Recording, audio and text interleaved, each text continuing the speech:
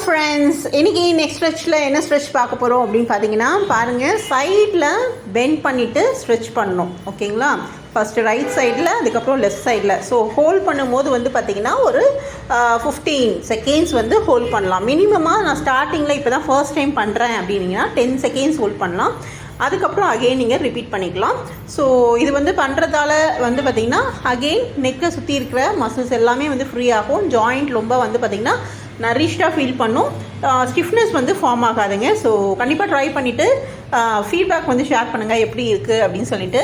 So என்ன மாதிரியான activity பண்ணுறதுக்கு முன்னாடி பண்ணணும், இல்லை வந்து வாக்கிங் பண்ணுறதுக்கு முன்னாடி பண்ணணுமா, வாக்கிங் பண்ணதுக்கு அப்புறம் பண்ணுமா அப்படின்னு கேட்டிங்கன்னா, யூஸ்வலாக நம்ம மூமெண்ட்ஸ், அதாவது நெக்கு ஃபஸ்ட்டு நம்ம ப்ரீவியஸ் சீரீஸில் ஷேர் பண்ணியிருப்போம்.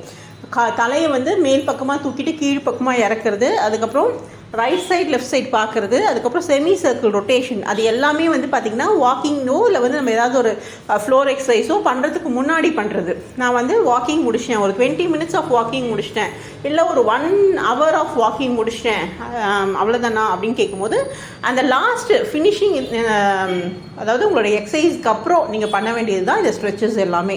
இல்லைம்மா நான் எதுவுமே பண்ணல, நான் எதுக்கு பண்ணணும் ஸ்ட்ரெச் அப்படி கேட்டிங்கன்னா, ஜஸ்ட்டு உங்களுடைய ஸ்டிஃப்னஸ் க்ரியேட் ஆகாமல் இருக்கிறதுக்கு நீங்கள் தாராளமாக பண்ணலாம். ஸோ ரொம்ப பெனிஃபிஷியலாக இருக்கும். ஸோ எப்போ பண்ணலான்றது தெரிஞ்சுக்கோங்க. ஃபர்ஸ்ட் வந்து பார்த்திங்கன்னா, நீங்கள் வாக்கிங் பண்ண போகிறீங்க அப்படின்னா முன்னாடி, வாக்கிங் பண்ணுறதுக்கு முன்னாடி மூமெண்ட்ஸ் பண்ணுங்கள்.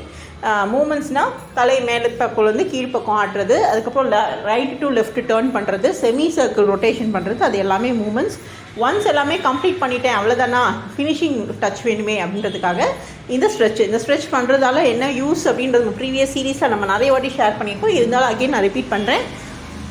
மசில்ஸ்லாம் நல்லா ரிலாக்ஸ்டாக இருக்கும். அதுக்கு தேவையான என்ன சொல்கிறது, ஒரு நரிஷ்மெண்ட் கிடைக்கும். அதே மாதிரி பிளட் ஃப்ளோ நல்லாயிருக்கும். ஸ்டிஃப்னஸ் வந்து க்ரியேட் ஆகாது. ரொம்ப பெனிஃபிஷியலாக இருக்கும். ரொம்ப நேரம் ஹோல்ட் பண்ணாதீங்க. எனக்கு ரொம்ப ஃப்ரீயாக இருக்குமா, இந்த சைடு நான் ஆப்போசிட் சைடை கழுத்து நல்லா வந்து பெண்ட் பண்ணிவிட்டு, அதே மாதிரி இந்த ஆப்போசிட் ஹேண்டை வச்சு புல் பண்ணும்போது நல்லா ஃப்ரீயாக இருக்குது, இப்படியே நான் பிடிச்சிட்ருக்கலாமா அப்படின்னு கேட்டுறாதீங்க. ஏன்னா ஸ்ட்ரெச்சுன்றது வந்து பார்த்திங்கன்னா மினிமமாக 15 to 30 செகண்ட்ஸ் தான் ஹோல்ட் பண்ணணும் செல்ஃபாக பண்ணும்போது. அதுவே வந்து மேனுவலாக வேறு யாராவது உங்களுக்கு ஸ்ட்ரெச் பண்ணி விட்டுறாங்க அப்படின்னா, அவங்க ப்ரொஃபஷ்னலாக மெடிக்கல் ப்ரொஃபஷ்னலாக இருக்கிற பட்சத்தில் அவங்களுக்கு கண்டிப்பாக தெரியும் 60 செகண்ட்ஸ்க்கு மேலே ஸ்ட்ரெச்சை வந்து ஹோல்ட் பண்ணக்கூடாதுங்க. ஸோ இது நல்லா நோட் பண்ணிக்கோங்க. நீங்கள் தானே ஸ்ட்ரெச் பண்ண சொன்னீங்கன்னா ரொம்ப நேரம் ஹோல்ட் பண்ணிடக்கூடாது. ஏன்னா மசில்ஸ் வந்து நம்ம ஆல்ரெடி ஷேர் பண்ணியிருக்கோம், டியர் ஆகிடும். எலாஸ்டிக் பேண்ட் வந்து ஓரளவுக்கு தான் இழுக்க முடியும்.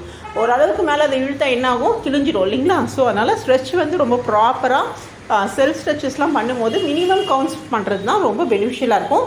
ஸோ ட்ரை பண்ணிவிட்டு எப்படி இருக்குன்னு சொல்லுங்கள். ஸ்ட்ரெச் நெக்ஸ்ட்டு சீரீஸில் நம்ம நெக்கு ஸ்ட்ரெச் தான் நம்ம ஷேர் பண்ணியிருப்போம்.